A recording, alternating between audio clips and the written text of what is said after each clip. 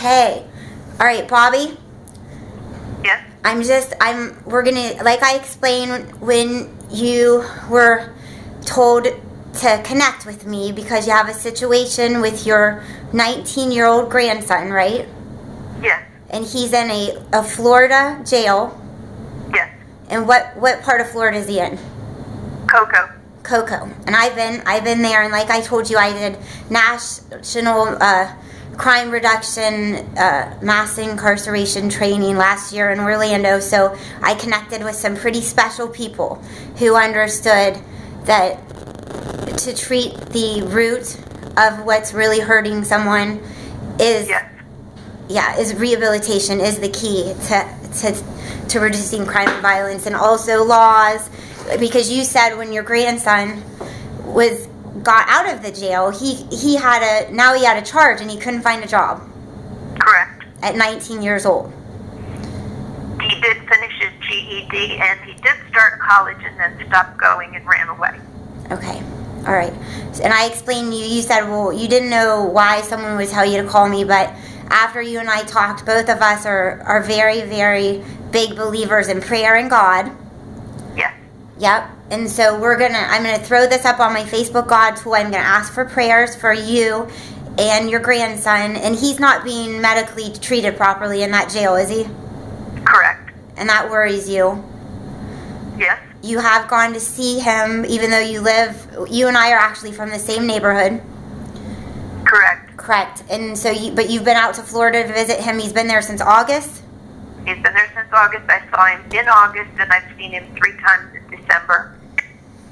Okay. All right. Managed to get his mother and younger brother up there to visit also. Okay, and when he calls you, he does call you once a week from the jail? Yes. And my hope is that I'm going to tag the system people in Florida, since you and I both aren't there, that I know that care, and maybe we can advocate through the justice system to use the justice system in a good way to help your grandson stop this habitual cycle that seems to just be starting. He's had issues in his life of certain types of emotional and physical abuse and lack of consistency in schooling and roots in general. Right. So we know that's the area that needs to be. He needs some compassion in his life. He needs, like I tell people, there was a dog program in the prison I was in, and it was the most amazing program. I cannot tell you how those animals taught empathy, love, compassion, scheduling, trust. They reduce anxiety. I don't know exactly what kind of situation the Florida Cocoa Beach, I'm going to call the jail. I know that much. And I'm going to ask them, how they go about dealing with this kind of stuff. Florida has a lot of problems with the pill epidemic and all of this, so they have to be focusing on some rehabilitation back there. Oh, the woman that I talked to told me that Jared has no restrictions and can participate in programs. Grandma asked, how can I find out about the program so I can, encourage him? Can you give me one of the handbooks? No, he has to use the handbook and he has to read it and such. She mentioned a dog program. I mentioned it to him. He did get in trouble for a fight situation, which I know very little about, but he's off all restrictions. But he does not, in my view, seem to be motivated about finding other things that will enhance his life. I've talked to him about forming kind of a goal-oriented resume as he does things to improve his life and show his attitude toward the future, that the programs that he can participate would be good. She says he has to ask. He says he talks and nobody listens. So you're saying the jail does have programs going on that he could participate in?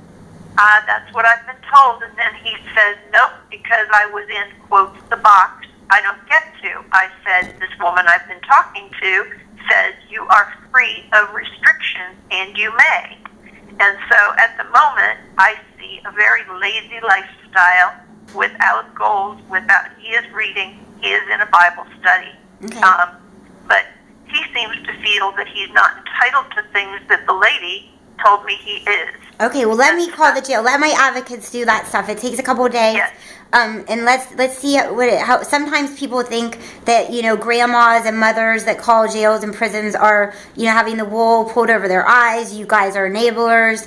You guys believe anything you're told because you love the person that you're related to so very much that you can't see the forest for the trees. So let us do this and let us diagnose what's really going on. What he says and what she says, somewhere in there's the truth. Now, in my background, I spent a year, because of this family, going to Families Anonymous before my mother became ill, and I learned a great deal there. So I'm pretty sound on the fact of boundaries and not enabling and not giving in. The thing I can't tell is when I'm being lied to. Well, yeah. So, enabling and stabling are two different things, and when someone's putting actions behind the words, then you help them. When they're not, that you don't go down with the ship. But he is 19, so that's an age where I believe intervention can be done. And let's just see what kind of programs that they might have, some behavioral modification programming, and maybe I could even talk to him on the phone because I'm not someone he's connected to. I might be able to get through to him also. Right. And I want to tell him he is basically a really good kid. He has very sound character and ethics, except for recently. Right. It's just bizarre how he's gone off the rails, and its consequences are huge. Yep, consequences are huge. And you said you can't send him a book, or my book would really help him understand. No, I'm not allowed to send him a thing except a postcard. Okay. That also seems to me to be pretty rude because I'd like to send him books. Apparently there must be an awful lot of crime that passes through books, even stamps on things that have drugs behind them and stuff like that. I've just had my eyes open to things that I didn't even know. All right. Well, I want to tell him what I told you, that when I was in prison, one of the biggest pains I had in my tapestry program was what I had done to my grandparents, and I had to write them a no-mail letter because they both passed away before I got better, and they were my they were my everything. They loved me unconditionally, and I know you said he has a better, easier time communicating with you. In some ways than his mom, and that's okay, and that's a good thing, but I want him to get better and not have to go through what I did by writing my grandparents in heaven a no-mail letter and telling them how, sorry I was for putting them through. Well, the one thing that we have always, he knows I love him unconditionally. He knows that I am there for him when he's doing the right things, and I am unconditional love, but I'm not just fallen all over myself to enable him while he's in prison. I did that to help him get his GED, to get into college, to do this, that, and the other thing. Not enabling, but supporting his efforts to do good. And so we've had the talk about, you had every opportunity with my helping you accomplish things, even sending you money you needed while you were trying to do the good things. Now you've landed yourself there. You cannot expect that I'm going to just have the same attitude towards somebody who is no longer progressing or being motivated to the right things in life. You know better. Right. And so, in essence, I'm the only person he probably trusts. There's been enough conflict in his family that he may love them. I'm sure he does, but does he trust them? No. And so, as much as he can trust anybody, that's me. Right. I don't know how much he tells me. He tells me what he wants me to know, just like most people do. And so making his life better for himself first, but for others who love him, including Grandma and Mom, his brother. He said something about if he gets 10 years in Brevard for the carjacking thing, he'll be 30, and his brother will be 22. And he says, I can't have that happen. I have to be there for my brother. Well, he should have thought about that before he did. These are the things we need to think about. That's why judges do not like when you go in front of them and say, I have children, I have this and that, and they always think, don't you dare use your children against me, for empathy. That is so wrong, because you should have thought of that while you were out doing dirty. So Exactly. He needs to, we've got some work to do. I'm going to throw this up on my God tool. Like I said, I have a meeting at 12, so I'm going to drive over there. But Good luck with that. Prayer is the most powerful thing we got going for us. And, this Facebook, we'll have a lot of people praying, and we're going to try to get him. There's no sense in throwing someone into the system if he's not going to get help. And he's 19 years old. This is not hopeless. No, this is a kid who started college last summer. Right, so he's got some good things under his belt.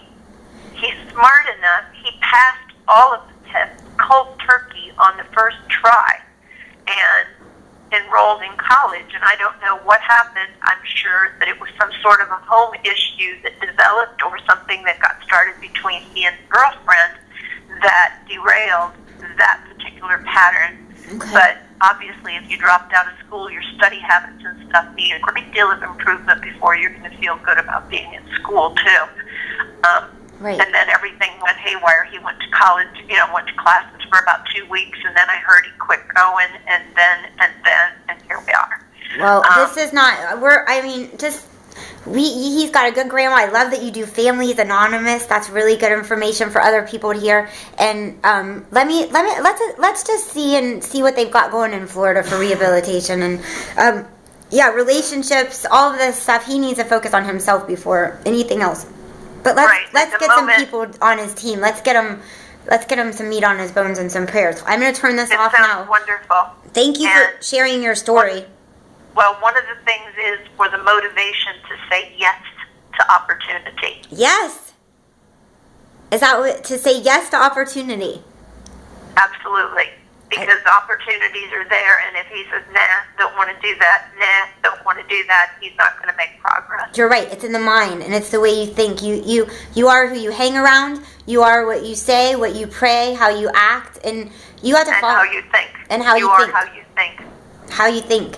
And you have to, like what I do is I find role models in different ways, and I kind of follow their actions until their actions become my actions. And that's just one of my... I agree with you totally. You sound like a delightful, wonderful woman. I appreciate talking to you. Thank you. And I definitely plan to do something with your book to try and become more educated for myself, and really feel at the moment that I'm maybe even called to do something in some way to help. I don't know yet.